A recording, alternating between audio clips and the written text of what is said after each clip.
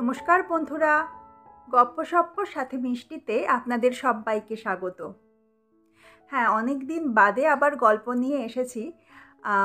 আসলে আমার গলাতে একটু সমস্যা হচ্ছে, যে কারণে আমি পড়তে পারছি না গল্প, তাই রেকর্ডিং করা সম্ভব হচ্ছে না, আর তার জন্য গল্প আসতেও অনেক লেট হচ্ছে। ডাক্তার বদ্যি করছি, মানে হোমিওপ্যাথি অ্যালোপ্যাথি সবই চলছে। একটু ইমপ্রুভমেন্ট হয়েছে, কাজটা একটু একটু করে এগোচ্ছি।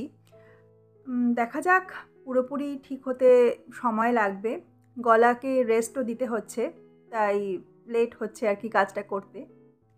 আচ্ছা, আর একটা জিনিস যেটা বলার, আজকের গল্প মোহন রায়ের বাঁশি, এটা কিন্তু এই গপ্পসপ্প পরিবারেরই এক বন্ধুর অনুরোধে আমি পড়ছি। এই গল্পটা একটু বড়, তো যেহেতু আমার গলার সমস্যা হচ্ছে, তাই আমি এই গল্পটা 3টে এপিসোডে ভাগ করে নিয়েছি। আমি জানি যে অদ্ভুতুড়ে সিরিজের গল্প সিঙ্গেল সিটিংয়ে পুরোটা শুনতে পারলে খুব ভালো হয় আর কি। আমিও চেষ্টা করি যে পুরো গল্পটাই একটা এপিসোডে দেওয়ার, কিন্তু একে তো এত লেট হয়ে গেছে, আর আমাকে খুব ছোট ছোট ছোট ছোট পোর্শন রেকর্ডিং করতে হচ্ছে। আমি গলায় অতটা চাপ নিতে পারছি না। তো আমার বন্ধুরা আশা করি বুঝবেন আমার বিষয়টা। আমার সে বিশ্বাস আছে আপনাদের ওপর। তো আমি 3টে পার্টে গল্পটা আনছি। আজ থাকছে ফার্স্ট পার্ট, সেকেন্ড পার্ট আমার রেকর্ডিং কমপ্লিট, এডিটিংও হাফ ডান, তো সেকেন্ড পার্টও আসতে খুব বেশি লেট হবে না। থার্ড পার্টে রেকর্ডিং চলছে, তারপরে তার এডিটিং হয়ে সেটা আসবে। তো আশা করি খুব বেশি লেট করে করে হবে না, পর আমি 3টে পার্ট আপলোড করতে পারবো। তাহলে আজকে শুনুন এই গল্পের প্রথম পর্ব, আর পরবর্তী পর্ব মানে সেকেন্ড পার্টের জন্য একটু ওয়েট করুন, থাকুন আমার সাথে এই চ্যানেলে। খুব তাড়াতাড়ি আমি নিয়ে আসবো সেকেন্ড পার্ট, ওটা অলমোস্ট রেডি হয়ে আছে।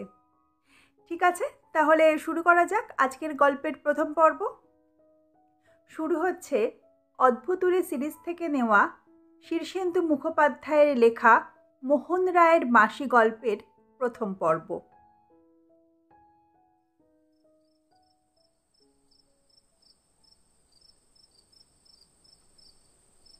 ময়নাগড়ের দিঘির ধারে সন্ধেবেলায় চুপটি করে বসে আছে বটেশ্বর, চোখে জল, হাতে একখানা বাঁশি।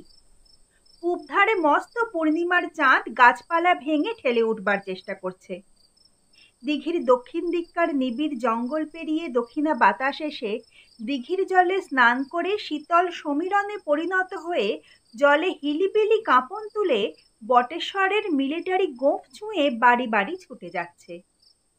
চাঁদ দেখে দক্ষিণের জঙ্গল থেকে শেয়ালেরা ক্যা হুয়া ক্যা হুয়া বলে হিন্দিতে পরস্পরকে প্রশ্ন করছে। বেলগাছ থেকে একটা পেঁচা জানান দিল, হম হ্যায় হম হ্যায়।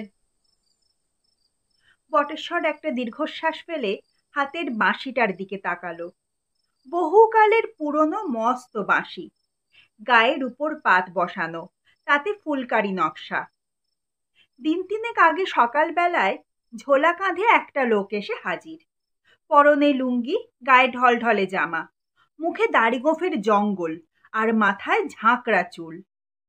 রোগাভোগা চেহারার লোকটা বলল কোনো রাজবাড়ির কিছু জিনিস সে নিলামে কিনেছে, আর সেগুলোই বাড়ি বাড়ি ঘুরে বিক্রি করছে।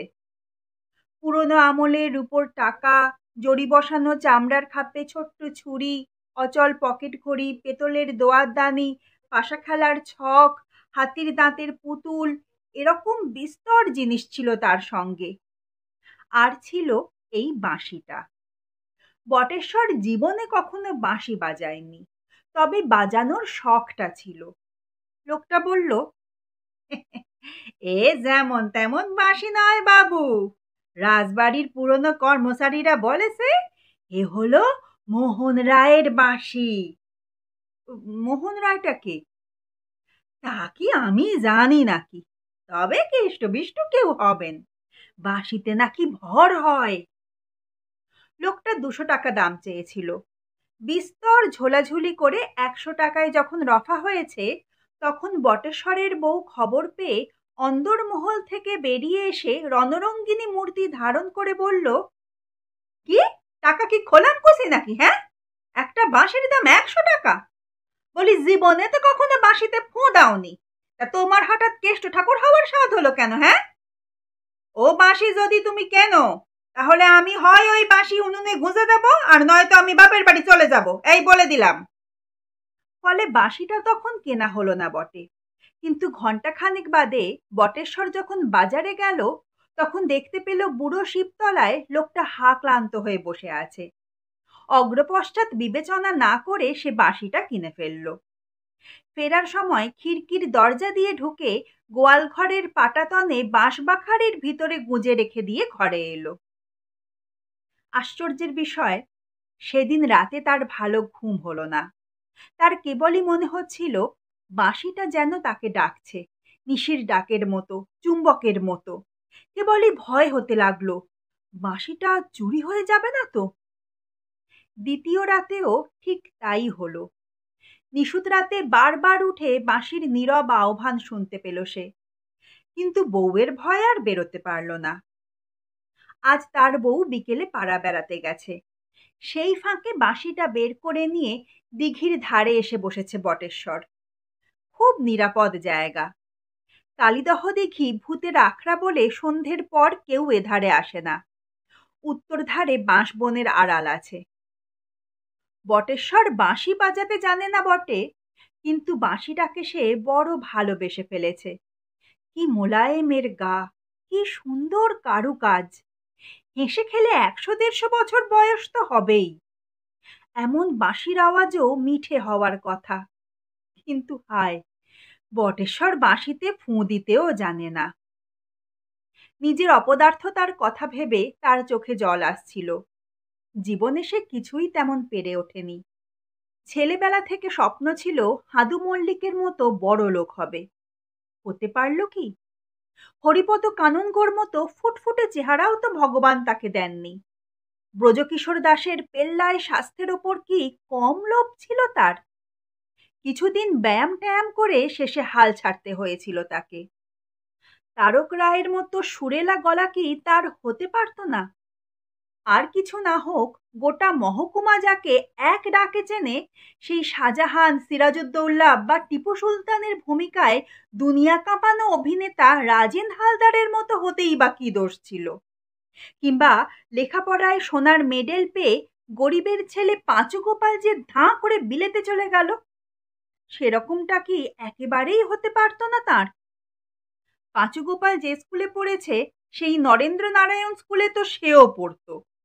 জামা নেই, জুতো নেই, খাবার জুটতো না, তবু পাঁচু সোনার মেডেল পেল। আর বটেশ্বর এক ক্লাস থেকে আর এক ক্লাসে উঠতে যেন দম বেরিয়ে যেত তার। মনে হতো পরের ক্লাসটা কত উঁচুতে রে বাপ। পেটে বিদ্যে নেই, গলায় গান নেই, শরীরে স্বাস্থ্য নেই, মুখে রূপ নেই, বেঁচে থাকাটার ওপরেই ভারী ঘেন্না হয় তার।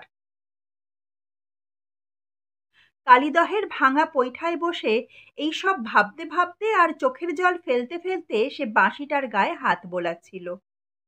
100 টাকা দিয়ে কিনেছে বটে, কিন্তু এই বাঁশি বাজানোর সাধ্য তার নেই। বাঁশিটাকে আদর করতে করতে সে ফিসফিস করে বলল, আহারে, আমি যদি তোকে একটু বাজাতে পারতাম।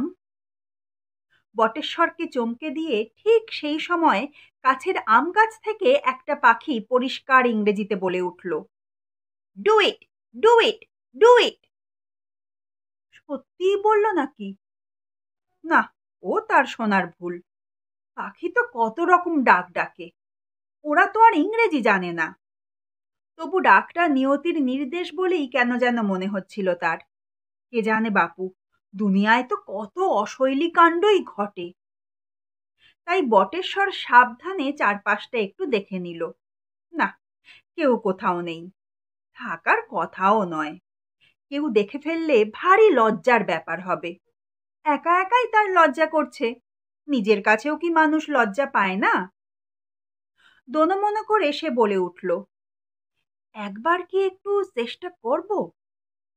অমনি কালিদহের মোটাসোটা পুরনো ব্যাঙগুলোর একটা জলের কাছ থেকে মোটা গলায় বলে উঠল, লজ্জা কি, লজ্জা কি, লজ্জা কি? ফের বটেশ্বর চমকালো, না, নিয়তি আজ যেন চারদিক থেকে তাকে হুকুম দিচ্ছে। খুবই লাজুক মুখে আর বাঁশিটা তুলে সে খুব জোরে একটা ফোঁ দিল। বলাই বাহুল্য, কোনো আওয়াজ বেরোলো না, শুধু ফস করে খানিকটা বাতাস বেরিয়ে গেল। বড্ড লজ্জা পেয়ে ক্ষান্ত হলো বটেশ্বর। কাছেই ভাঙা শিবের দেউল, দেওয়াল কেটে 100 অশ্বত্থ গাছ গজিয়েছে।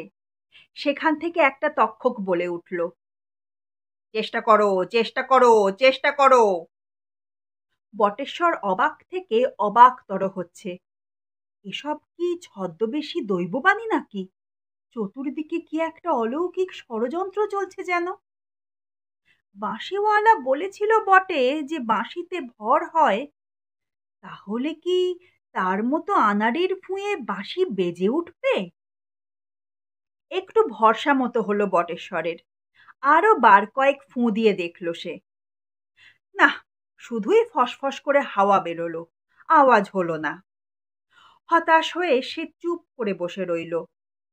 বিমর্ষ মনে বাড়ি ফিরে বাঁশিটা গোয়াল ঘরে যথাস্থানে রেখে বটেশ্বর যখন ঘরে ঢুকলো, তখন তার বউ বলল, ওগো শুনছো, আজ সন্ধ্যাবেলায় দুটো লোক তোমার খোঁজে এসেছিল।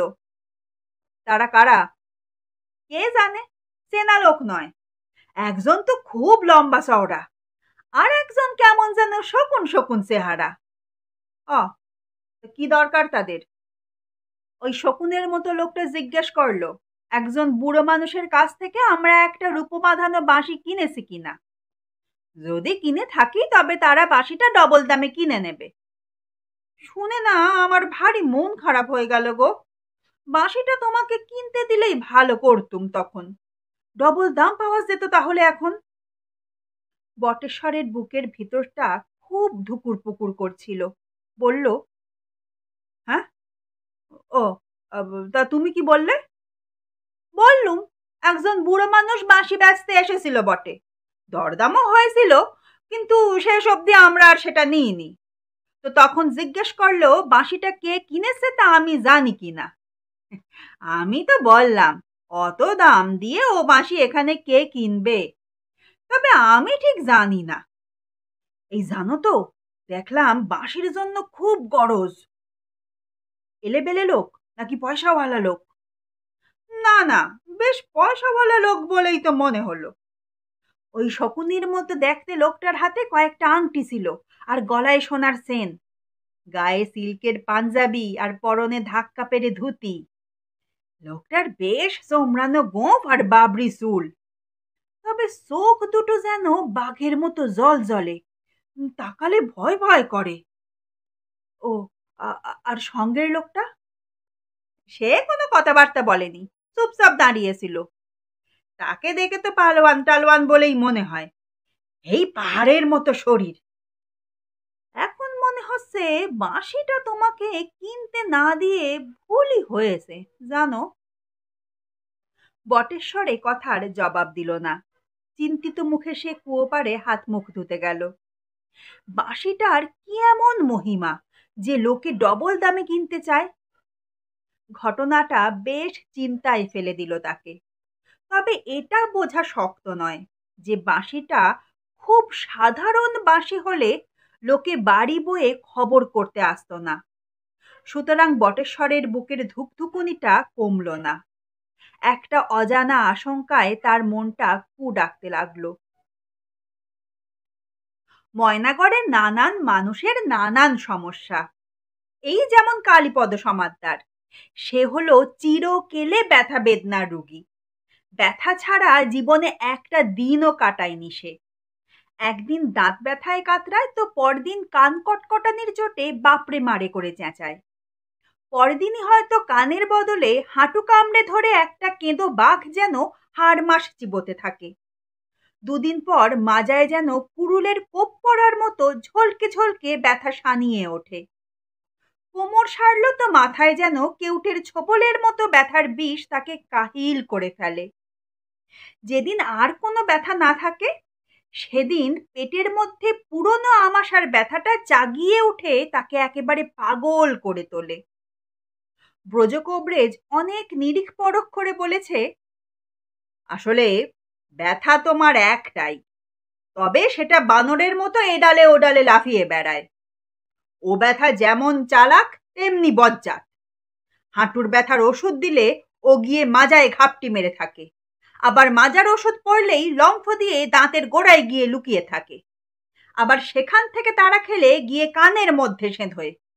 ওর নাগাল পাওয়াই ভার, তাই ওকে বাগে আনাও শক্ত। ব্যথার ইতিবৃত্ত শুনে হোমিওপ্যাথ নগেন পাল চিন্তিত মুখে বলেছিল, সে ব্যথা তো আমি এক ডোজেই কমিয়ে দিতে পারি, কিন্তু ওই মাজার ব্যথা তারপর কি মূর্তি ধারণ করবে সেইটাই ভাবনার কথা। এই আমাদের নিত্যকালী পিসি, ওনার পিঠের ব্যথা কমাতে গিয়ে কি হয়েছিল জানো তো? পিঠের ব্যথা সারতেই তার মাথার গন্ডগোল দেখা দিল। চেঁচায়, কাঁদে, বিড়বিড় করে। তো দিলাম মাথার ওষুধ, মাথা ভালো হয়ে গিয়ে পিঠের ব্যথা ফিরে এলো। তাই আমি বলি কি, ওই মাজার ব্যথাকে না ঘাঁটানোই ভালো। দেখবে কাবলিওয়ালাকে তাড়ালে হয়তো কাপালিক এসে থানা গেলে বসবে, তো তাতে লাভ কি? ময়নাগড়ের অ্যালোপ্যাথ ডাক্তার প্রভঞ্জন প্রামাণিক ইনজেকশন ছাড়া কথাই কয় না। যে রুগী আসুক আর তার যে রোগী হয়ে থাকুক না কেন, প্রভঞ্জন আগে তাকে একটা ইনজেকশন ঠুকে দেবেই। রুগীদের উদ্দেশ্যে তার একটাই কথা, ইনজেকশন নাও, সব সেরে যাবে। দেখা যায় প্রভঞ্জন যেমন ইনজেকশন দিতে ভালোবাসে, তেমনি অনেক লোক আছে যারা ইনজেকশন নিতেও খুব পছন্দ করে। বুড়ো উকিল তারাপদ সেন তো প্রায় সন্ধেবেলা এসে প্রভঞ্জনের ডাক্তারখানায় বসে আর বলে, কই দাও তো ডাক্তার, একটা ইনজেকশন ঠুকে দাও দেখি। আসলে ওটি না নিলে না আজকাল বড় হাই ঢাই হয়, কেমন যেন ফাঁকা ফাঁকা লাগে, মনে হয় আর যেন কি একটা হয়নি। বিশ্বম্ভর সাঁতরা কোনো শুভ কাজে যাওয়ার আগে প্রভঞ্জনের কাছে একটা ইনজেকশন না নিয়ে যায় না। জরুরি মোকদ্দমা বা শ্বশুর বাড়িতে জামাই ষষ্ঠীর নেমন্তন্নে যাওয়ার আগে ইনজেকশন একেবারে বাধা। এই তো সেদিন হাটপুকুরের গজানন বিশ্বাসের মেজ মেয়ে শেফালিকে ভূতে ধরেছিল। খোনা সুরে কথা কয়, এলো চুলে ঘুরে বেড়ায়, দাঁত কপাটি লাগে। ওমবদ্যি কিচ্ছু করতে পারল না। তখন ডাকা হলো প্রভঞ্জনকে। প্রভঞ্জন গিয়েই ইনজেকশন বের করে ওষুধ ভরে ছুঁচ উঁচিয়ে যেই শেফালির দিকে এগিয়েছে, অমনি ভূতটা শেফালিকে ছেড়ে বেরিয়ে এসে হাত জোর করে বলল, ওরে বাবা রে, যাচ্ছি ডাক্তারবাবু, যাচ্ছি। আপনার জ্বালায় কি কোথাও একটু তিষ্ঠবার উপায় আছে? কালীপদকে 352 নম্বর ইনজেকশনটা দিয়ে ঘটনাটা প্রভঞ্জন নিজেই বলেছিল। বলল, ইনজেকশনে সারে না এমন রোগ দেখিনি বাপু। তোর ব্যথাটা যখন সারছে না, তখন ধরে নিতে হবে ওটা তোর আসল ব্যথা নয়, ব্যথার বাতিক। সে বাতিকও আমি সারাতে পারি বটে, কিন্তু ভয় কি জানিস? ভয় হলো এই উটের যেমন কুঁজ, গরুর যেমন গলকম্বল, হাতির যেমন সুর, তোরও তেমনি ওই বাতিক। এখন বাতিক সারালে তুই কি বাঁচবি? সুতরাং ব্যথা বেদনা নিয়েই কালীপদ বেঁচে আছে। গতকাল তার হাঁটুতে ব্যথা ছিল, আজকে হাঁটুর ব্যথাটা নেই, কিন্তু সকাল থেকে দাঁতের কনকনানি শুরু হয়েছে। সন্ধেবেলা সে এই গ্রীষ্মকালে কমফোর্টারে গাল মাথা জড়িয়ে বসে আছে আর আহাউহু করছে। এমন সময় দুটো লোক এসে হাজির হলো। এলেবেলে লোক নয়, রীতিমতো সম্ভ্রান্ত চেহারার একজন মাঝবয়সী মানুষ। তার পরনে রেশমি পাঞ্জাবি, ধাক্কা পেরে ধুতি, মস্ত গোঁফ আর বাবরি চুল। চেহারাটা রোগাটে হলেও বেশ শক্ত সমর্থ। দেখে মনে হয় রাজা জমিদারের পরিবারের লোক। সঙ্গে একজন কুস্তিগিরের মতো লোক, যেমন লম্বা তেমন চওড়া। প্রথম জনই কথা শুরু করলো, বেশ গমগমে গলায় বলল, আসলে আমরা একটা জিনিসের সন্ধানে অনেক দূর থেকে এসেছি, একটু সাহায্য করতে পারেন? এরকম বড় মাপের একজন মানুষ বাড়িতে আসায় ভারী তটস্থ হয়ে পড়ল কালীপদ। হাত জোর করে, হ্যাঁ, আসুন আসুন। কি সৌভাগ্য, কি সৌভাগ্য, বলে তাদের বৈঠকখানায় বসালো। তারপর হাত কচলে বলল, আগে বলুন কি করতে পারি। আপনি কেতুগড় রাজবাড়ির নাম শুনেছেন? হ্যাঁ, খুব শুনেছি। আসলে আমি ওই পরিবারেরই একজন বংশধর। আমার নাম নরেন্দ্র নারায়ণ চৌধুরী। কি সৌভাগ্য, কি সৌভাগ্য! আপনি রাজা বাহাদুর? লোকটার দাঁতগুলো বেশ বড় বড়। সেই দাঁত দেখিয়ে একটু হেসে বলল, না না, কোনো রাজা গজা নই। রাজতন্ত্রই নেই তো রাজা। আমাদের অবস্থাও আর আগের মতো নেই। কিছুদিন আগে কেতুগড়ের রাজবাড়ি থেকে কিছু জিনিস চুরি যায়। ছিঁচকে চোরেরই কাজ। দামি জিনিসপত্র কিছুই তেমন খোয়া যায়নি, তবু তার মধ্যে দুটো একটা জিনিস পুরনো স্মারক হিসেবে আমাদের কাছে খুবই মূল্যবান। তাই আমরা সেই জিনিসগুলো উদ্ধার করতে চাই। কালীপদ ভারী ব্যস্ত হয়ে বলল, হ্যাঁ বটেই তো, বটেই তো। তাহলে পুলিশের কাছে? লোকটা হাত তুলে তাকে থামালো। হাতে হীরের আংটি ঝিলিক দিয়ে উঠল। লোকটা বলল, সে পুলিশকে জানানো হয়েছে, কিন্তু তাদের তো 18 মাসে বছর। চোর ধরতে ধরতে জিনিসগুলো বেহাত হয়ে যাবে। তাই আমরা নিজেরাও একটু চেষ্টা করছি। যে লোকটা চুরি করেছিল সে বুড়ো মতো, দাড়ি গোঁফ আছে, মাথায় ঝাঁকড়া চুল। আমরা খবর পেয়েছি যে সে এই ময়নাগড়েই কিছু জিনিস বিক্রি করে গেছে। লোকটার বর্ণনা শুনে কালীপদর মুখ শুকিয়ে গেল। কেননা কয়েকদিন আগে যখন তার কোমরে ব্যথা হয়েছিল, তখন ওই লোকটা তার কাছে এসেছিল বটে। ঝোলার মধ্যে অনেক পুরনো আমলের জিনিস ছিল। তা থেকে একটা ভারী সুন্দর জাপানি পুতুল মেয়ের জন্য কিনেছিল বটে কালীপদ। লোকটা 50 টাকা দাম হেঁকেছিল, শেষে 20 টাকায় দিয়ে দেয়। সে যখন এসব কথা ভাবছে, তখন নরেন্দ্র নারায়ণ তার বাজ পাখির মতো তীক্ষ্ণ চোখে তার মুখের দিকে চেয়েছিল। একটু হেসে বলল, আসলে জিনিসগুলো আমরা সবই ডবল দামে কিনে নেব, কিন্তু যে জিনিসটা আমাদের কাছে সবচেয়ে জরুরি তা হলো একটা বাঁশি, বহু পুরনো রূপোয় বাঁধানো বাঁশি। কালীপদ মাথা নেড়ে বলল, আগে বাঁশির কথা কিছু জানি না, তবে আমি একটা জাপানি পুতুল তার কাছ থেকে কিনেছিলাম বটে। তাহলে বাঁশিটা কে কিনেছে জানেন? এই ময়নাগড়েরই কেউ কিনেছে বলে আমাদের চর খবর দিয়েছে। আমি কিন্তু বাঁশি কিনিনি রাজা মশাই। চুরির জিনিস জানলে পুতুলটাও কিনতাম না। লোকটা বলেছিল কোনো রাজবাড়ি থেকে নিলামে কিনেছে। নরেন্দ্র নারায়ণ ভ্রুকুঁচকে বলল, আমাকে রাজা মশাই বলে লজ্জা দেবেন না।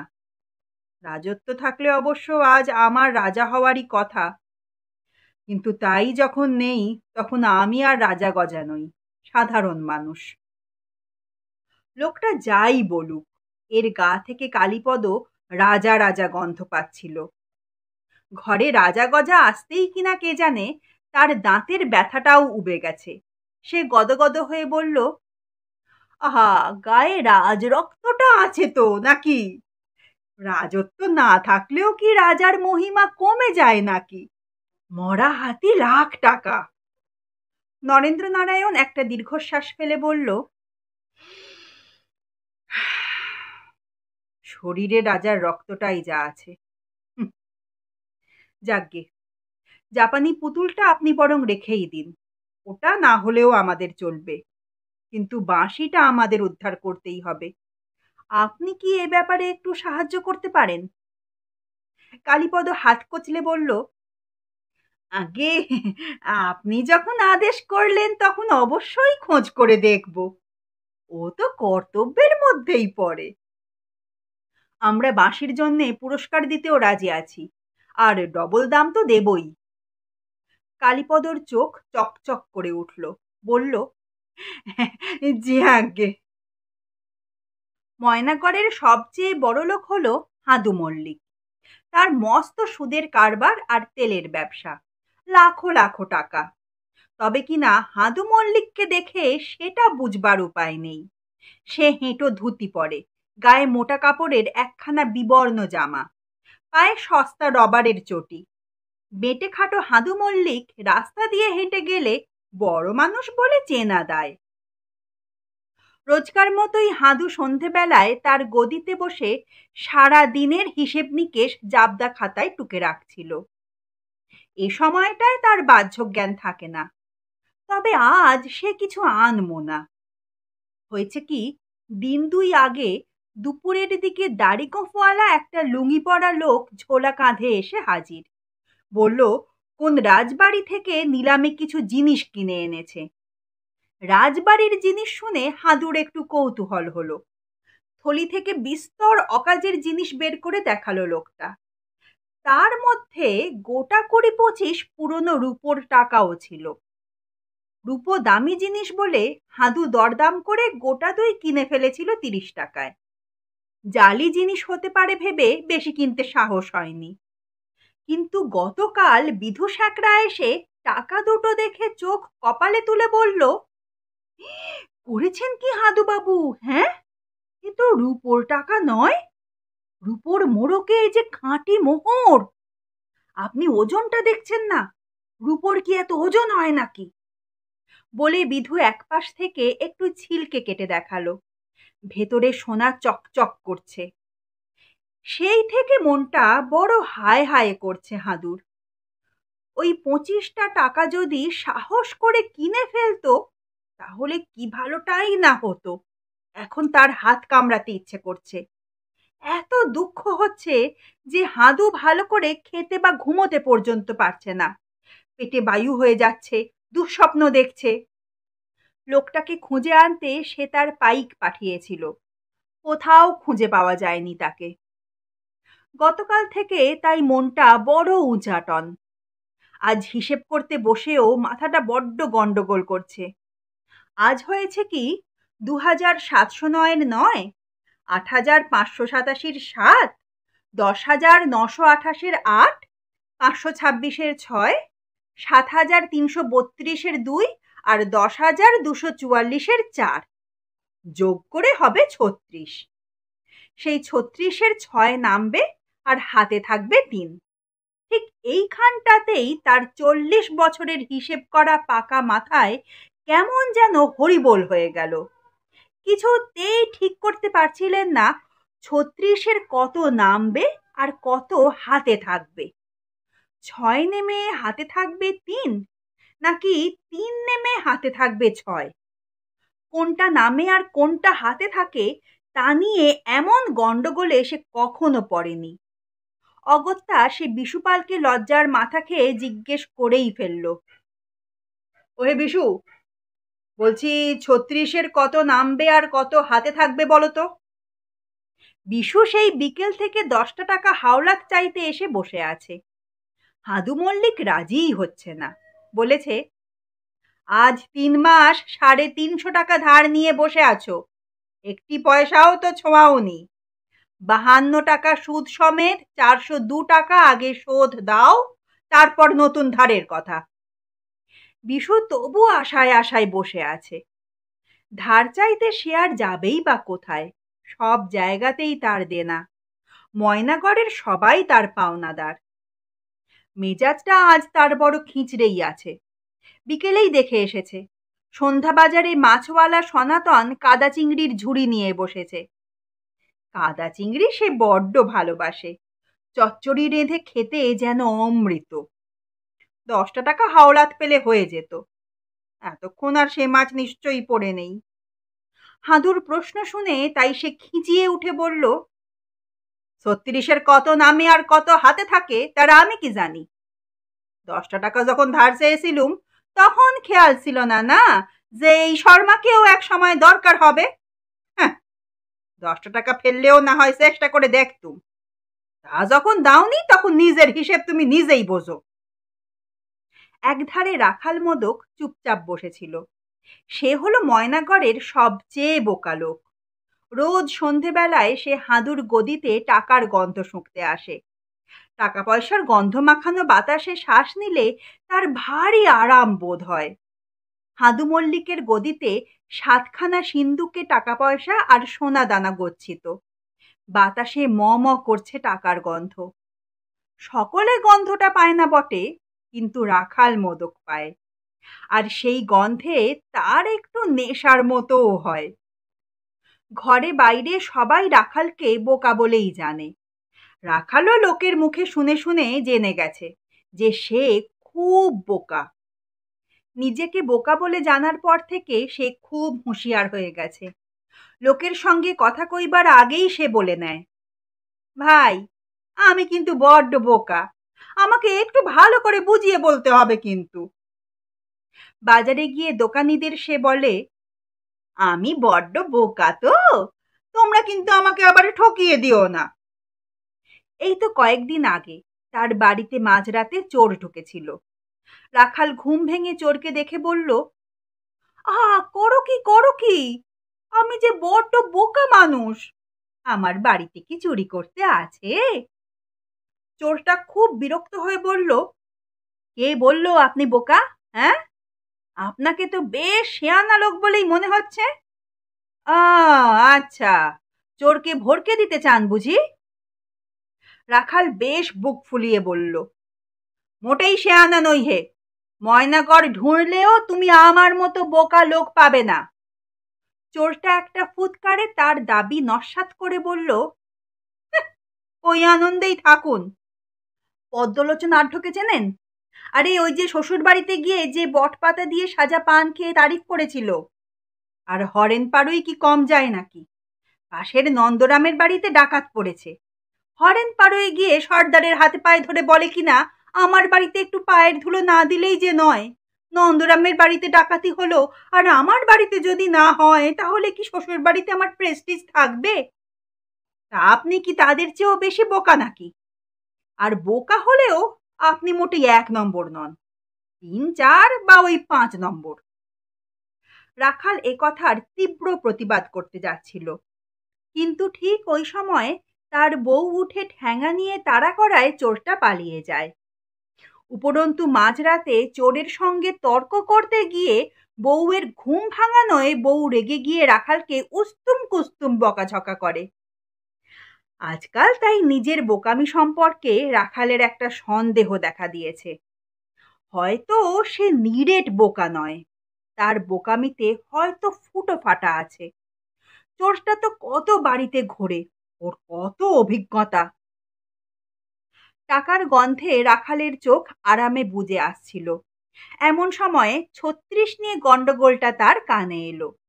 সে খুব ঠাহর করে সমস্যাটা শুনে নিয়ে হাদুকে বলল, তোমার 36 অব্দি যাওয়ার দরকারটাই বা কি? একটু কমিয়ে কাটছাট করে 33-এ নামিয়ে আনো না, দেখবে ল্যাটা চুকে যাবে। 33-এর যা নামবে হাতেও তাই থাকবে। কি বুঝেছো? তারপর যা খুশি নামাও ওঠাও, কোনো অসুবিধে নেই। হাদু চটে উঠে বলল, ওই জন্যই তো আর তোমার কিছু হলো না। শুয়ে বসে আর ঝিমিয়েই জীবনটা কাটিয়ে দিলে। যত সব মুখ্য এসে জোটে আমার কপালে। একটা সোজা অঙ্কের সোজা নিয়ম, তাই পেরে উঠছো না। 36-এর কত নামে আর কত হাতে থাকে এ তো বাচ্চা ছেলেরও জানার কথা। এমন সময়ে কাছে পিঠে যেন বাজ পড়ার শব্দ হলো। বাজ নয় অবশ্য, তবে একটা বাজখাই গলা বলে উঠল, 36-এর 6 নামবে আর হাতে থাকবে 3। দৈববাণী হলো কিনা বুঝতে না পেরে হাদু ওপর দিকে চেয়ে দেখল। দৈববাণী অবশ্য হাদুর জীবনে নতুন কিছু নয়।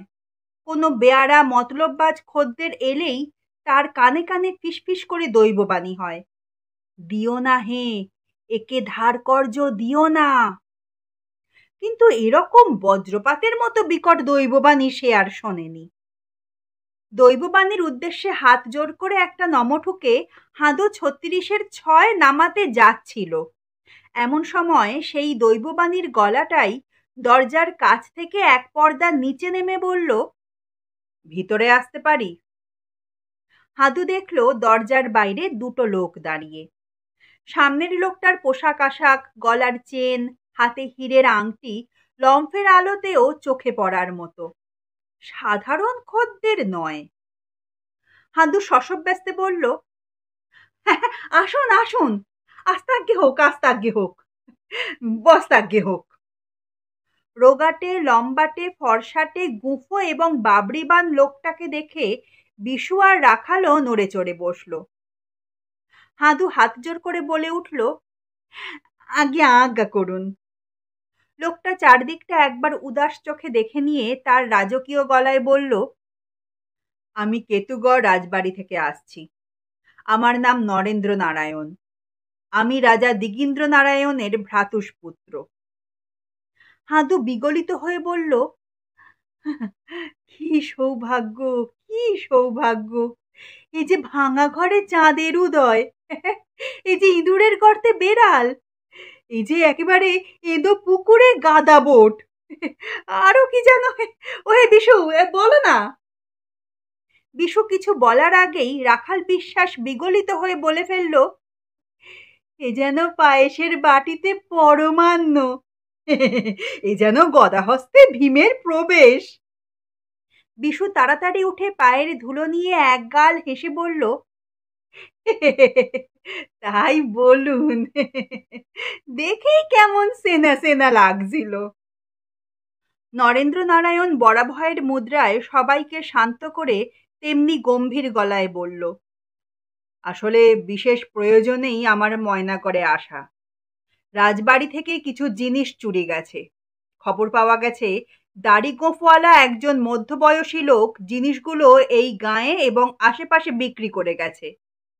আমরা সেই সব জিনিসের সন্ধানেই এসেছি। আপনারা যদি কেউ কিছু কিনে থাকেন তাহলে আমরা সেগুলো ডবল দামে কিনে নেব। তবে সবচেয়ে গুরুতর জিনিসটি হচ্ছে একটা রূপোয় বাঁধানো বাঁশি। অন্যান্য জিনিস পাওয়া না গেলেও বাঁশিটা আমাদের খুবই দরকার। ওটার জন্য 1000 টাকা পুরস্কার। হাদুর বুক ধক ধক করছে। দুটো মোহর মাত্র 30 টাকায় কিনেছে সে। এখন ডবল দাম পেলেও তো মোটে 60 টাকা। মোহরের দাম যে অনেক বেশি।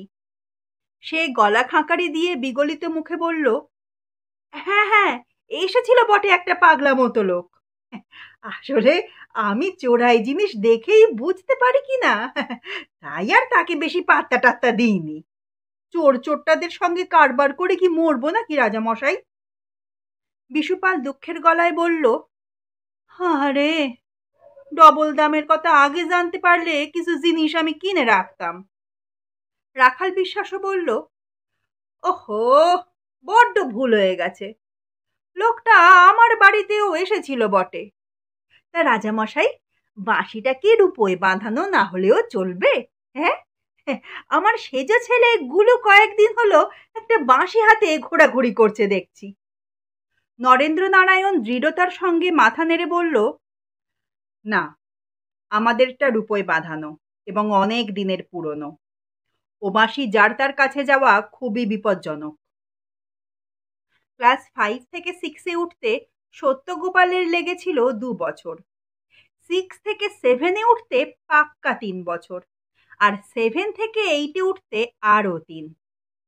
প্রতি ক্লাসে উঠেই মনে হতো পরের ক্লাসটা কত উঁচুতে রে বাপ। তবু সে হাল ছাড়েনি। বিস্তর মেহনতে হাঁচড় পাঁচড় করে সে একদিন ক্লাস 10-এরও চৌকাঠ ধরে ফেলল।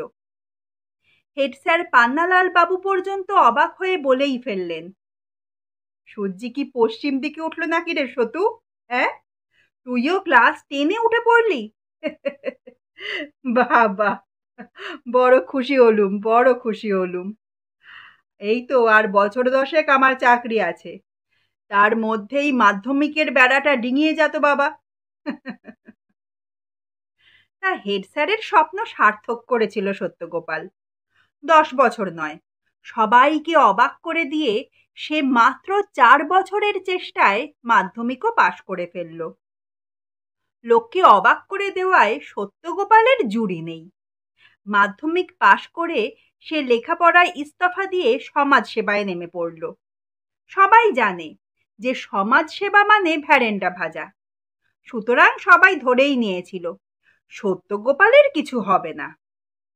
কিন্তু মাত্র কয়েক বছরের মধ্যেই সবাইকে ফের অবাকি করে দিয়ে সে গোটা তল্লাটের একজন কেষ্টবিষ্টু হয়ে উঠল। শুধু তাই নয়, এলাকার যত স্কুল কলেজ আছে সে সব কটারই গভর্নিং বডির মেম্বার কিংবা প্রেসিডেন্ট, সবকটা ক্লাবের সে চেয়ারম্যান কিংবা সেক্রেটারি, পঞ্চায়েতের চাই, গরিব গুরবোর নেতা। তল্লাটের যত সভা সমিতি হয় সব জায়গায় তার ডাক পড়ে, হয় সভাপতি আর নয় প্রধান অতিথি কিংবা বিশেষ অতিথি। যে স্কুলে সে পড়তো সেই স্কুলের চেয়ারম্যান হওয়ার পর পান্না বাবু তো হাঁ, সে এমন হাঁ যে কিছুতেই বন্ধ হতে চায় না। শেষে প্রভঞ্জন ডাক্তার এসে ইঞ্জেকশনের ছুঁচ উঁচিয়ে ধরার পর সেই হাঁ বন্ধ হলো। পান্নালাল বাবুকে সান্ত্বনা দিতে এসে মনোরঞ্জন কম্পাউন্ডার বলল, ওহে পান্নালাল, এ হলো ভাগ্যের খেলা। ভাগ্য জিনিসটা কেমন জানো? সুন্দরবনের বাঘ, কোথায় যে ঘাপটি মেরে বসে থাকে টেরটিও পাবে না। হঠাৎ ঘাড়ে এসে লাফিয়ে পড়ে টুটি কামড়ে ছেঁচড়াতে ছেঁচড়াতে নিয়ে গিয়ে সাকসেসের চূড়োয় পৌঁছে দিয়ে বসে বসে কলসা নাড়বে, বুঝলে? পান্নালাল বাবু বুঝলেন কিনা বোঝা গেল না, তবে একটা দীর্ঘশ্বাস মোচন করলেন। ছাত্রের কৃতিত্ব দেখে তিনি যে বিশেষ পুলকিত হয়েছেন তেমনটা মনে হলো না। যাই হোক, সত্যগোপাল এখন একজন ভারী ব্যস্ত মানুষ। এখানে উদ্বোধন, সেখানে বৃক্ষরোপণ, কোথাও মূর্তি উন্মোচন, তারপর রক্তদান শিবির, বসে আঁকো প্রতিযোগিতা, পুরস্কার বিতরণী অনুষ্ঠান। সত্যগোপালের কি নাওয়া খাওয়ার সময় আছে? সভা সমিতি ছাড়া সে থাকতেও পারে না, তার ভারী আইঢাই হয়। আজ ময়নাগড়ে বামাসুন্দরী কলেজে বিজ্ঞানের ভবিষ্যৎ নিয়ে একটা আলোচনা সভা ছিল। সভাপতির ভাষণ দিতে উঠে সত্যগোপাল বলল, আমাদের চারদিকে তো বিজ্ঞান ছাড়া আমি আর কিছুই দেখতে পাচ্ছি না। চারদিকে যেন বিজ্ঞানের ঢেউ খেলছে। এই যে হাতে হাত ঘড়ি চলছে, বিজ্ঞান। ওই যে মাথার ওপর পাখা ঘুরছে, বিজ্ঞান। ওই যে পকেটের ডট পেনটা, বিজ্ঞান। এই যে ধুতি জামা পরে আছি, বিজ্ঞান। মোটর গাড়ি চলছে, রেলগাড়ি ছুটছে, এরোপ্লেন উঠছে, সব বিজ্ঞান, সব বিজ্ঞান। এই যে মাইকে কথা বলছি, এটা অবধি বিজ্ঞান। এই কিছুদিন আগে শহরে গিয়ে দেখে এলাম, সেখানে বিজ্ঞানের একেবারে মোচ্ছব লেগে গেছে। সর্বত্র কেবল কম্পাউন্ডার আর কম্পাউন্ডার। অফিসে কম্পাউন্ডার, ব্যাংকে কম্পাউন্ডার, ডাকঘরে কম্পাউন্ডার, হাসপাতালে কম্পাউন্ডার। শোনা যাচ্ছে এবার থেকে কম্পাউন্ডাররাই সব কিছু করবে। চাষবাস, চিকিৎসা, হিসেব নিকেশ, চিঠিপত্র লেখা সবই নাকি করবে কম্পাউন্ডার। এমনকি তারা ছবি আঁকবে, কবিতা লিখবে, কলকারখানা চালাবে। তখন মানুষ গ্যাঁট হয়ে বসে থাকবে শুধু। শ্রোতাদের মধ্যে মনোরঞ্জন কম্পাউন্ডার ছিল। শ্রোতারা খুব হাসাহাসি করছিল বটে, কিন্তু সে চিন্তিত মুখে পাশে বসা গিরিন খাসনবিশকে ফিসফিস করে বলল, কম্পাউন্ডারদের ঘাড়ে এত কাজ চাপিয়ে দেওয়াটা কি ঠিক হচ্ছে ভায়া? এই বুড়ো বয়সে আমি কি আর অত কাজ পেরে উঠব? এ তো খুব চিন্তার কথা হে। হ্যাঁ, গিরিন খাসনবিশের ওষুধের দোকান। সে চাপা গলায় বলল, ভাবছেন কেন? এ তো দেখছি কম্পাউন্ডারদের কপাল খুলে গেল। যাকে বলে কম্পাউন্ডারদের স্বর্ণযুগ। পেটেন্ট ওষুধের দাপটে কম্পাউন্ডারদের চাকরি যাওয়াতেই বোধহয় সরকার বাহাদুর নড়ে চড়ে বসেছে। এতদিনে তাদের একটা হিললে হলো। হ্যাঁ, সে ঠিক আছে, তা বলে ছবি আঁকা, হ্যাঁ, কবিতা লেখা, ওসব কি আর পেরে উঠবো? আরে বাবা, চেষ্টা করলে লোকে কি না পারে বলুন তো। সত্যগোপাল হাসি হাসি মুখে বলল, বিজ্ঞানের সবচেয়ে বড় অবদান হলো ওই কম্পাউন্ডার। পদার্থবিদ্যার অধ্যাপক সচ্চিদানন্দবাবু পাশ থেকে সসম্ভ্রমে চাপা গলায় বললেন, আসলে ওটাকে কেউ কেউ কম্পিউটারও বলে থাকে। সত্যগোপাল একটু অবাক হয়ে বলে, ও, বলে নাকি? ও আচ্ছা। কলেজের ফিজিক্স ল্যাবরেটরির জন্য 2 লাখ টাকার একটা সরকারি অনুদান কিছুদিন আগে এই সত্যগোপালই বন্দোবস্ত করে দিয়েছে। তাছাড়া সচ্চিদানন্দবাবুর সেজ মেয়েটার বিয়ের সম্বন্ধও হচ্ছে আবার এই সত্যগোপালের শালার সঙ্গে। তাই সচ্চিদানন্দবাবু খুবই বিনয়ের সঙ্গে বললেন, হ্যাঁ হ্যাঁ, মানে সে বললেও হয়, মানে কম্পাউন্ডারও যে চলে না তা নয়, তবে কম্পিউটার কথাটারই চলে একটু বেশি আর কি। প্রবল হাততালির শব্দ অবশ্য সচ্চিদানন্দবাবুর কথা শোনা গেল না। হাত জোর করে সত্যগোপাল সমবেত শ্রোতার হাততালি হাসি হাসি মুখ করে গ্রহণ করল। সে যখনই যেখানে বক্তৃতা করে সেখানেই হাততালির একেবারে বন্যা বয়ে যায়। অবশ্য এ কথাও ঠিক যে সব হাততালি সব সময় জায়গা মতো পড়ে না, উল্টোপাল্টা জায়গাতেও পড়ে, যেখানে পড়ার কথা নয় সেখানেও। এই তো সেদিন গোবিন্দপুরের বৃক্ষরোপণ উৎসবে গিয়ে বক্তৃতায় তাড়াহুড়োয় বৃক্ষকে বৃক্ষ বলে ফেলেছিল বলে খুব হাততালি পড়ল। তারপর গয়েশবাবুর শোকসভাটাই হলো কি, তিরোধান কথাটা ভুল করে অন্তর্ধান বলে ফেলেছিল সত্যগোপাল। হাততালি আর থামতেই চায় না। তা হোক, উল্টোপাল্টা পড়লেও ওই হাততালিই সত্যগোপালকে বাঁচিয়ে রেখেছে, ওই হাততালিই তাকে চাঙ্গা করে রাখে। হাততালি তখনও থামেনি। সত্যগোপালের অ্যাসিস্ট্যান্ট প্যাংলা এসে তার কানে কানে বলল, ওদিকে যে পালঘাটে মৎস্যজীবী সমবায় সমিতির সভার সময় পার হয়ে যাচ্ছে দাদা। দেখে এলাম সভাপতির মালা শুকিয়ে গেছে, আর প্রধান অতিথি বুড়ো নিবারণ বাবু টেবিলে মাথা রেখে ঘুমিয়ে তো কাদা, তার একেবারে নাক ডাকছে। আরো ভয়ের কথাটা হলো, সভার মাঠেই বাজারের ষাঁড় বাবুরাম রাতে এসে শোয়, সে এসে পড়লে সভা একেবারে ভেঙে যাবে। সত্যগোপাল হ্যাঁ তাই তো বলে তাড়াহুড়ো করে নেমে পড়ল। সভায় পৌঁছে দেখা গেল মহিলারা রান্না চাপাতে বাড়ি ফিরে গেছে। ফাঁকা জায়গায় বাচ্চারা হৈ হৈ করে খেলছে, আর 2-4 জন লোক এধারে ওধারে বসে গুলতানি করছে। কর্মকর্তারা অবশ্য সত্যগোপালকে খুব খাতির করে নিয়ে মঞ্চে তুলে দিল। সমিতির সম্পাদক বলল, একটু তাড়াতাড়ি করবেন সত্যবাবু, ওই বাবুরাম ষাঁড়টা না বড্ড বজ্জাত, যেমন গো তেমনি তেজ, তার আসার সময়ও হয়েছে কিনা। মৎস্যজীবীদের সভায় মাছ নিয়ে অনেক কথাই বলার ছিল সত্যগোপালের। এই যেমন ভগবান একবার মৎস্য অবতার হয়ে এসে পৃথিবী উদ্ধার করেছিলেন।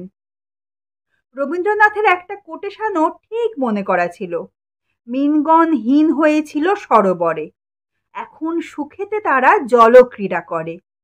তারপর আরও কোটেশন, মৎস্য মারিব খাইব সুখে, এবং মাছের মায়ের পুত্র শোক, এবং মাছের তেলে মাছ ভাজা।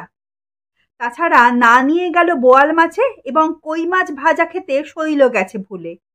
এ দুটো কোটেশনও জুৎসই জায়গায় লাগানোর মতলব ছিল তার। কিন্তু সবে ভাই ও বন্ধুগণ বলে বক্তৃতা শুরু করতেই কে বা কারা যেন বাঁধার থেকে চেঁচিয়ে উঠল, ওই যে বাবুরাম আসছে। সত্যগোপাল যে বাবুরামকে জমের মতো ডরায় তার যুক্তিসঙ্গত কারণ আছে। ক্লাস 8-এ পড়ার সময় সে একদিন স্কুল থেকে বন্ধুদের সঙ্গে ফেরার পথে কলা খেয়ে কলার খোসাটা বাবুরামের গায়ে ছুঁড়ে মেরেছিল। বাবুরাম তাতে কিছু মনে করেনি, খোসাটা অবহেলার সঙ্গে খেয়ে নিয়ে যেমন বসেছিল তেমনি বসে রইল। কিন্তু বচা বলল, এটা তুই কি করলি সতু? হ্যাঁ, বাবুরামকে জানিস? সাক্ষাৎ শিবের চালা, সবাই বাবুরামকে ভক্তি শ্রদ্ধা করে, আর তুই কিনা এটো কলার খোসাটা ছুঁড়ে মারলি, তোর পাপ হবে না? সত্যগোপাল উদ্বিগ্ন হয়ে বলল, ও তাহলে কি করব? যা, ওকে পায়ে হাত দিয়ে প্রণাম করে আয়। কাজটা মোটেই সহজ নয়, বুকের পাটা দরকার। কিন্তু সামনেই অ্যানুয়াল পরীক্ষা, এ সময় ভগবান পাপ দিয়ে ফেললে যে পরীক্ষায় ডাব্বা মারতে হবে, সেটা চিন্তা করেই সত্যগোপাল মরিয়া হয়ে সন্তর্পণে গিয়ে কি করে বাবুরামের সামনের দুটো পায়ের খুর ছুঁয়ে মাথায় ঠেকিয়েই দৌড়ে পালিয়ে এলো। বচা বলল, দূর, তুই তোর হাতে প্রণাম করলি রে, হাতে প্রণাম করলে কি পাপ কাটে? যা, ওটা হাত কেন হবে, গরুর তো 4টেই পা। হ্যাঁ, তোকে বলেছে। পা বলে মনে হলেও বাবুরামের সামনের পা দুটো মোটেই পা নয়, ও দুটো হাত। পিছনের পা দুটোই আসল পা। এ কথায় একটু বিভ্রান্তিতে পড়ে গেল সত্যগোপাল। কে জানে বাবা, হতেও পারে। সুতরাং বুক বেঁধে সে দ্বিতীয়বার বাবুরামের দিকে এগিয়ে গেল এবং খুব দুঃসাহসের সঙ্গে পিছনের পা দুটোর খুঁড়ে হাত দিল। কলার খোসা ছোঁড়া এবং প্রথমবার পায়ের ধুলো নেওয়া পর্যন্ত সহ্য করেছে বাবুরাম, কিছু বলেনি। কিন্তু দ্বিতীয়বার তার পায়ে হাত দেওয়ায় বাবুরাম অত্যন্ত রুষ্ট হয়ে তেড়ে ফুঁড়ে উঠে এমন তাড়া লাগালো সত্যগোপালকে যে আর কহতব্য নয়। সত্যগোপাল শেষ অবধি পালঘাটের খালে ঝাঁপিয়ে পড়ে প্রাণটা বাঁচায়। সত্যগোপালের ধারণা বাবুরাম আজও ঘটনাটা ভোলেনি। কালে ভদ্রে তাকে দেখলে বাবুরাম দূর থেকেও তার দিকে আড়ে আড়ে চায় আর ফোঁস ফোঁস করে। সুতরাং বাবুরাম আসছে শুনে যদি সত্যগোপাল মঞ্চ থেকে লাফিয়ে নেমে পরিমরি দৌড় লাগায়, তাতে তাকে দোষ দেওয়া যায় না। এই দৌড়টা অতি ছোঁয়াচে জিনিস। সত্যগোপালকে দৌড়তে দেখে বুড়ো নিবারণ বাবুও মঞ্চ থেকে লাফিয়ে নেমে দৌড়তে লাগলেন, পিছনে প্যাংলাও। স্কুলে লেখাপড়ায় ডাব্বা মারলেও স্কুলের স্পোর্টসে বরাবর সত্য ফার্স্ট বা সেকেন্ড হয়ে প্রাইজ পেয়েছে। দৌড়টা তার ভালোই আসে। জেলেপাড়ার রাস্তা ধরে সে দৌড়চ্ছিলও ভালোই। কিন্তু দেখা গেল 80 বছরের নিবারণ বাবুও কিছু কম যান না। তিনি প্যাংলাকে ছাড়িয়ে সত্যগোপালকে প্রায় ধরে ফেলেন। ছুটতে ছুটতেই বললেন, বাবা, বুড়ো হাড়ের ভেলকি দেখেছ? পুরনো চাল ভাতে বাড়ে। অবাক সত্যগোপাল বলে, হ্যাঁ তাই তো দেখছি। রোজ সকালে উঠে দৌড় প্র্যাকটিস করেন নাকি? হ্যাঁ, পাগল হয়েছ? ওসব আমার পোষায় না। তবে আমার একটা কেলে গরু আছে, সেটা ভয়ানক পাজি, রোজই খোঁটা উপড়ে পালায়। সেটাকে ঘরে আনতে রোজ বিস্তর দৌড়ঝাঁপ করতে হয় আমায়। আর এই করতে গিয়েই আমার হাঁটুর বাত, মাজার ব্যথা, অনিদ্রা সব উধাও হয়েছে। আজকাল আবার খুব খিদে পায়, ঘুমটা হচ্ছে একেবারে পাথরের মতো। সব জিনিসের ভালো আর মন্দ দুটোই আছে, বুঝলে ভায়া? এখন তো মনে হয় যে শূন্য গোয়ালের চেয়ে দুষ্টু গরুই ভালো। সত্যগোপাল হাঁপাতে হাঁপাতে বলল, বাবুরাম কি এখনো তেড়ে আসছে? নিবারণ বাবু অবাক হয়ে বললেন, বাবুরাম? কোথায় বাবুরাম? এই যে কি একটা বললো না, বাবুরাম আসছে। দূর দূর, তুমিও যেমন। বাবুরাম আসবে কি? সে আজ জামতলায় নবীন পালের বাড়িতে মদন মোহনের কাঁঠাল ভোগ সাঁটাচ্ছে। রাজ্যের কাঁঠাল এসেছে ভোগে। বাবুরাম বিকেল থেকেই তো সেখানে থানা গেড়েছে। যা কাঁঠাল সাঁটিয়েছে না, তার আর এখন নড়ার কোনো সাধ্যি নেই। তাহলে আপনি কেন ছুটছেন? আহা, আমি তো তোমার দেখা দেখি ছুটছি। তোমাকে অমন আচমকা ছুটতে দেখে ভাবলাম, সত্যগোপাল যখন ছুটছে তখন নিশ্চয়ই কোনো বিপত্তি ঘটেছে। সত্যগোপাল দাঁড়িয়ে খানিক দম নিল। ছি ছি, এখন ভারী লজ্জা করছে তার। পাবলিকের সামনে ওরকম কাপুরুষের মতো পালিয়ে আসাটা তার মোটেই উচিত হয়নি। তার ভাবমূর্তিটা যে একেবারে ধূলিসাৎ হয়ে গেল। অবশ্য বাড়ি ফেরার সময় প্যাংলা বলল তার ভাবমূর্তির কোনো ক্ষতি হয়নি।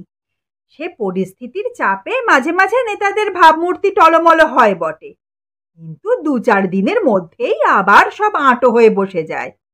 তার কারণ পাবলিক কোনো ঘটনাই বেশি দিন মনে রাখতে পারে না। সত্যগোপাল দুঃখ করে বলল, মাছের ওপর 12টা কোটেশন মুখস্থ ছিল রে প্যাংলা, সেগুলো যে সব জলে গেল। আরে তাতে কি দাদা, বক্তৃতা তো আর ফুরিয়ে যাচ্ছে না, এই তো কাল কালীতলায় নবীন সংঘের সঙ্গে ভবতারিণী বিদ্যাপীঠের বিন্ধ্যবাসিনী স্মৃতিশিল্ডের ফাইনাল ফুটবল ম্যাচেও তো আপনিই সভাপতি। কোটেশনগুলো আপনি বরঞ্চ সেখানেই ঝেড়ে দেবেন। দূর, ফুটবলের সঙ্গে কি মাছ যায়? আহা, লোকে তো অত খতিয়ে দেখে না দাদা। এই তো সেদিন তাঁতিপাড়ায় অষ্টপ্রহর মহানাম সংকীর্তনের উদ্বোধনী ভাষণে আপনি পাট চাষিদের দুঃখ আর চিংড়ির ফলন বাড়ানোর কথা বললেন। কেউ কিছু আপত্তি করেছে কি? লোকে তো হাততালিও দিল। আরে বললুম না, লোকে অত তলিয়ে বোঝে না। আপনার বক্তৃতার ডেপথ বোঝার এলেমি নেই ওদের দাদা। বাড়ির বাইরেই একটা হোঁতকা এবং একজন রোগাটে চেহারার লোক পায়চারি করছিল। রোগা লোকটার পরনে দামি ধাক্কা পেরে ধুতি, গায়ে সিল্কের পাঞ্জাবি, বাবরি চুল আর পুরুষ্টু গোঁফ, পায়ে নাগরা। দেখলে সম্ভ্রম হয়। সত্যগোপালকে দেখে এগিয়ে এসে হাত জোর করে বলল, আপনিই সত্যগোপাল ঘোষ? বড়ই সৌভাগ্য আমার। সত্যগোপাল বলল, সভাটা কোথায় বলুন তো? আগে সভা নয়। ও, তবে কি ফাংশন? আগে না। ও আচ্ছা, তাহলে নিশ্চয়ই ফুটবল ম্যাচ? আগে না, ওসব নয়। দেখুন, কীর্তনের আসরেও আমি যাই বটে, তবে বেশিক্ষণ থাকতে পারি না। খোলকর্তাদের শব্দে আমার বড্ড মাথা ধরে যায়। তা আপনাদের কীর্তনটা হবে কোথায়? কীর্তনের শব্দে আমার আবার মাথা ধরে না, মাথা ঘোরে। হ্যাঁ, সেটাও খুব খারাপ জিনিস। খারাপ বলে খারাপ। আমাদের ঠাকুর দালানে তো রোজ সন্ধ্যের পর কীর্তনের আসর বসতো। বড় বড় সব কীর্তনিয়া আসতো। আমার ঠাকুরদা রাজা তেজেন্দ্র নারায়ণের আবার খুব কীর্তনের বাই ছিল কি না। রাজা? আপনি কি রাজপুত্তর নাকি মশাই? হ্যাঁ, আরে আগে বলতে হয় তো। হে, আপনার এভাবে বাইরে দাঁড়িয়ে থাকাটা তো ঠিক হচ্ছে না। কি বলিস প্যাংলা? প্যাংলা বিগলিত হয়ে বলল, স্বর্ণনি খাওয়া শরীর তো, ঘ্যাচাং করে ঠান্ডা লেগে যেতে পারে। লোকটা মৃদু হেসে বলল, আরে না না, রাজত্বই নেই তো রাজা। কোনো রাজা গজা নই, ওই পৈতৃক বাড়িটাই যা আছে। ঠাঁটবাট বজায় রাখাই কঠিন এখন। প্যাংলা বলল, কিন্তু আপনার ঠাঁটবাট তো কিছু কম দেখছি না। আঙুলে আংটি ঝিলিক মারছে। তা ধরুন 2-4 হাজার টাকা তো হবেই। পায়ের জুতো জোড়াও চমকাচ্ছে। তা সেও ধরুন 1-150 টাকা হেসে খেলে দাম হবে। হ্যাঁ, তাই কিনা? হ্যাঁ, তা হবে বোধ হয়। দেওয়ান জ্যাঠা জানেন।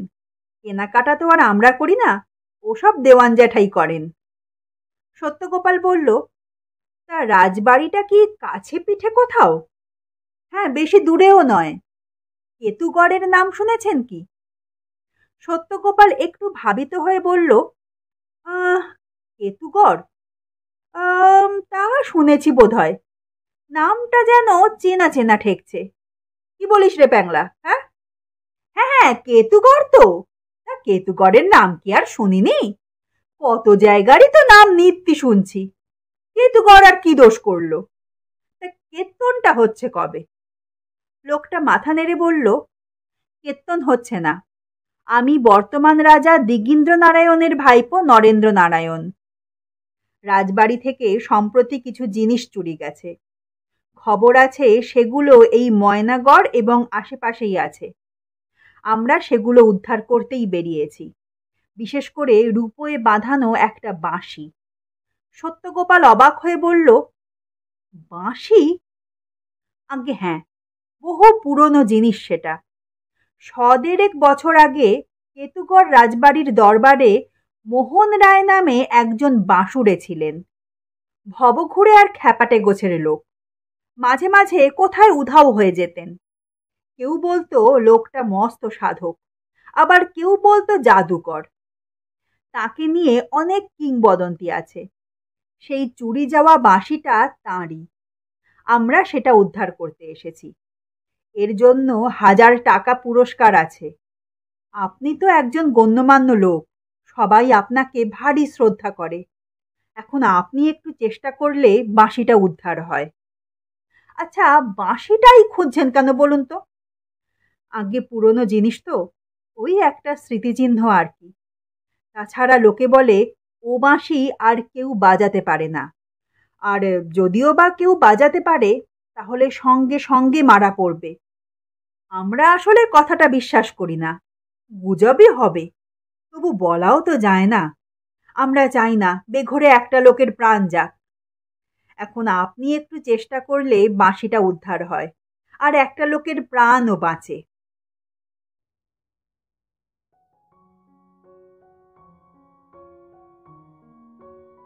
এতক্ষণ শুনলেন মোহন রায়ের বাঁশি গল্পের প্রথম পর্ব। এই গল্পের দ্বিতীয় পর্ব নিয়ে খুব তাড়াতাড়ি আমি মিষ্টি ফিরে আসছি। দেখা হচ্ছে আপনাদের সঙ্গে পরবর্তী পর্বে।